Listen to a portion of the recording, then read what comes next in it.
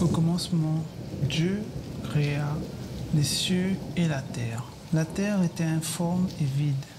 Il y avait des ténèbres à la surface de l'abîme et l'Esprit de Dieu se mouvait au-dessus des eaux. Dieu dit que la lumière soit et la lumière fut. Dieu vit que la lumière était bonne et Dieu sépara la lumière avec les ténèbres.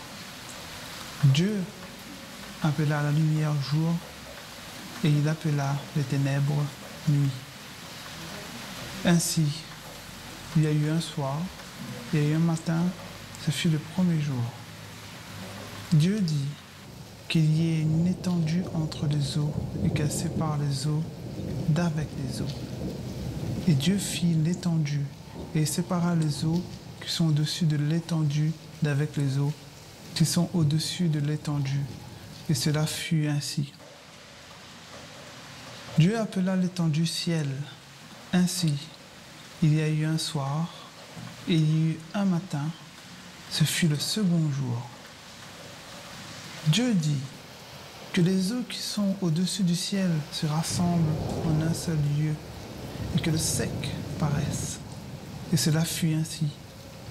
Dieu appela le sec terre et il appela la masse des eaux mer. Dieu vit que cela était bon. Puis Dieu dit que la terre produise de la verdure, de l'herbe portant de la semence, des arbres fruitiers, donnant du fruit selon leur espèce, et ayant en eux leur semence sur la terre, et cela fut ainsi. La terre produisit de la verdure, de l'herbe portant de la semence selon son espèce, et des arbres donnant du fruit et ayant en eux leur semence selon leur espèce. Dieu vit que cela était bon. Ainsi, il y a eu un soir, et il y eut un matin, cela fut le troisième jour. Dieu dit qu'il y ait des luminaires dans l'étendue du ciel pour séparer le jour d'avec la nuit, que ce soit des signes pour marquer leur époque, les jours et les années, et qu'ils servent de luminaires dans l'étendue du ciel pour éclairer la terre. Et cela fut ainsi. Dieu fit les deux grands luminaires, le plus grand luminaire pour présider au jour et le plus petit luminaire pour présider à la nuit. Il fit aussi les étoiles. Dieu les plaça dans l'étendue du ciel pour éclairer la terre, pour présider au jour et à la nuit, et pour séparer la lumière d'avec les ténèbres. Dieu vit que cela était bon. Ainsi, il y eut un soir et il y eut un matin. Ce fut le quatrième jour. Dieu dit que les eaux produisent en abondance des animaux vivants et que des oiseaux volent sur la terre vers l'étendue du ciel. Dieu créa les grands poissons et tous les animaux vivants qui se meuvent et que les eaux produisent en abondance selon leur espèce. Il créa aussi tout oiseau ailé selon son espèce. Dieu vit que cela était bon. Dieu les bénit en disant « Soyez féconds, multipliez et remplissez les eaux des mers et que les oiseaux multiplient sur la terre. » Ainsi, il y eut un soir et il y eut un matin. Ce fut le cinquième jour. Dieu fit les animaux de la terre selon leur espèce, le bétail selon son espèce et tous les reptiles de la terre selon leur espèce. Dieu vit que cela était bon. Puis Dieu dit, faisons l'homme à son image, selon notre ressemblance, et qu'il domine sur les poissons de la mer, sur les oiseaux du ciel, sur le bétail, sur toute la terre et sur tous les reptiles qui rampent sur la terre. Dieu créa l'homme à son image et il le créa à l'image de Dieu. Il créa l'homme et la femme. Dieu les bénit et Dieu leur dit, soyez féconds, multipliez, remplissez la terre et l'assujettissez et dominez sur les poissons de la mer, sur les oiseaux du ciel et sur tout animal qui se meut sur la terre. Et Dieu dit, voici, je vous donne toute herbe portant de la semence et qui est à la surface de toute la terre, et tout arbre ayant en lui du fruit d'arbre et portant de la semence. Ce sera votre nourriture.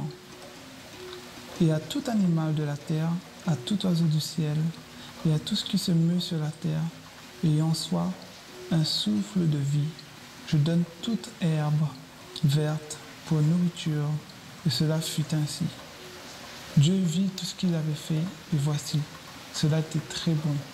Ainsi, il y eut un soir, il y eut un matin, ce fut le 6e jour. Ainsi furent achevés les cieux et la terre et toute leur armée. Dieu acheva au 7e jour son œuvre qu'il avait faite, et il se reposa au 7e jour de toute son œuvre qu'il avait faite. Dieu bénit le 7e jour, et il le sanctifia, parce qu'en ce jour, il se reposa de toute son œuvre qu'il avait créée en la faisant. Voici les origines des cieux et de la terre, quand ils furent créés. Lorsque l'Éternel Dieu fit une terre et des cieux, aucun arbuste des champs n'était encore sur la terre, et aucune herbe des champs ne germait encore, car l'Éternel Dieu n'avait pas fait pleuvoir sur la terre, et il n'y avait point d'homme pour cultiver le sol.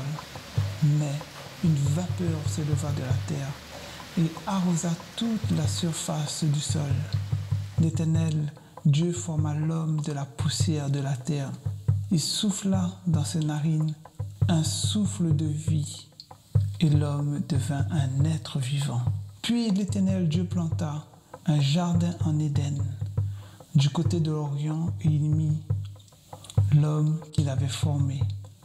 L'Éternel Dieu fit pousser du sol des arbres de toute espèce, agréables à voir et bons à manger, et l'arbre de la vie au milieu du jardin, et l'arbre de la connaissance du bien et du mal. Un fleuve sortait d'Éden pour arroser le jardin, et de là il se divisait en 4 bras. Le nom du premier est Pishon. C'est celui qui entoure tout le pays de Havila où se trouve l'or. L'or de ce pays est pur. On y trouve aussi du bdellium et la pierre d'onyx. Le nom du second fleuve est Gihon. C'est celui qui entoure tout le pays de Couche. Le nom du troisième est Hiddekel. C'est celui qui coule à l'orient de la Syrie. Le 4e fleuve, c'est l'Euphrate. L'Éternel Dieu prit l'homme et le plaça dans le jardin d'Éden pour le cultiver et pour le garder. L'Éternel Dieu donna cet ordre à l'homme. Tu pourras manger toutes les arbres du jardin, mais tu ne mangeras pas de l'arbre de la connaissance du bien et du mal, car le jour où tu en mangeras, tu mourras. L'Éternel Dieu dit, il n'est pas bon que l'homme soit seul. Je lui ferai une aide semblable à lui. L'Éternel Dieu forma de la terre tous les animaux des champs et tous les oiseaux du ciel. Il les fit venir vers l'homme pour voir comment il les appellerait, et afin que tout être vivant portât le nom que lui donnerait l'homme. Et l'homme donna des noms à tout le bétail, aux oiseaux du ciel et à tous les animaux des champs, mais pour l'homme, il ne trouvera point d'aide semblable à lui. Alors l'Éternel Dieu fit tomber un profond sommeil sur l'homme qui s'endormit. Il prit une de ses côtes et referma la chair à sa place. L'Éternel Dieu forma une femme de la côte qu'il avait prise de l'homme, et il l'amena vers l'homme. Et l'homme dit, voici cette fois celle qui est os de mes os et chair de ma chair. On l'appellera femme parce qu'elle a été prise de l'homme. C'est pourquoi l'homme quittera son père et sa mère et s'attachera à sa femme, et ils deviendront une seule chair.